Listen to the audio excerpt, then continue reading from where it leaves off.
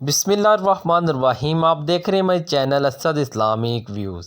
حجر اسود کی واپسی 7 ذی الحج 317 ہجری کو بحرین کے حاکم ابو طاہر سلیمان کرامتی نے مکہ معظمہ پر قبضہ کر لیا۔ خوف و ہراس کا یہ عالم تھا کہ اس سال کو حج بیت اللہ نہ ہو سکا، کوئی بھی شخص عرفات نہ جا سکا۔ انا للہ و انا الیہ راجعون۔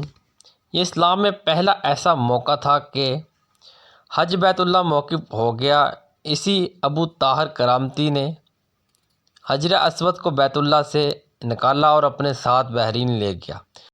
پھر بنو عباس کے خلیفہ مکادر زبالہ نے ابو طاہر کے ساتھ معاہدہ کر فیصلہ کیا اور 30,000 دینار دیے اور حجر اسود خانہ کعبہ کو واپس کیا گیا۔ یہ واپسی 339 ہجری کو ہوئی، گویا کہ 22 سال تک خانہ کعبہ حجر اسود سے خالی رہا۔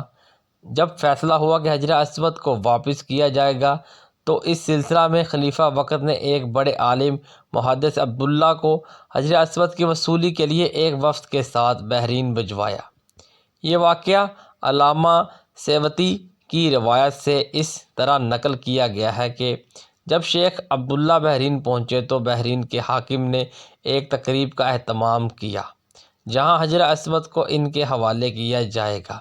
اب انہوں نے ایک پتھر جو خوشبودار ہے، خوبصورت غلاف سے نکالا گیا کہ یہ حجر اسود ہے، اسے لے جائیں۔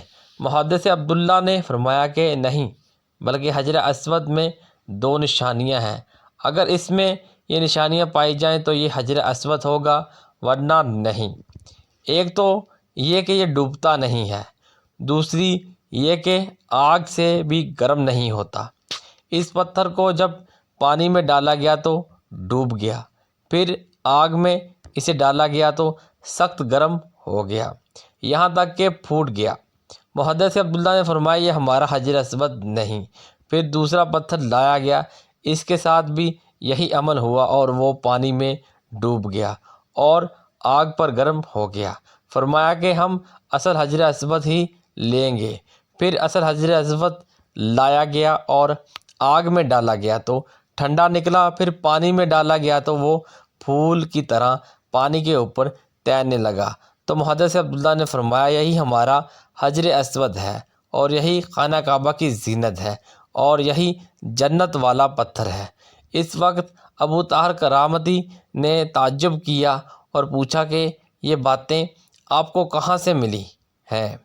تو محدث عبداللہ نے فرمایا یہ باتیں ہمیں جناب رسول اللہ صلی اللہ علیہ وآلہ وسلم سے ملی ہیں کہ حجر اسود پانی میں ڈوبے گا نہیں اور آگ سے گرم نہیں ہوگا۔ ابو طاہر نے کہا کہ یہ دین روایات سے بڑا مضبوط ہے۔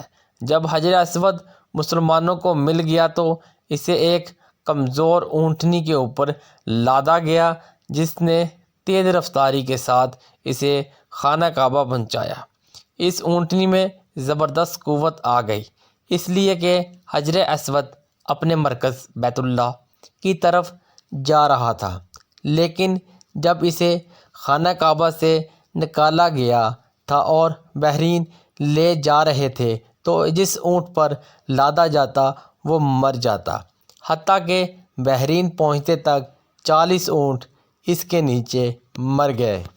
اسد اسلامک ویوز ویڈیو کو شیئر لازمی کریں، ایک بار درود شریف پڑھ لیں، چینل کو سبسکرائب کر دیں اور بیل آئیکن کے بٹن کو دبا دیں۔ ملتے ہیں نیکسٹ ویڈیو میں، تب تک کے لیے اللہ نگہبان۔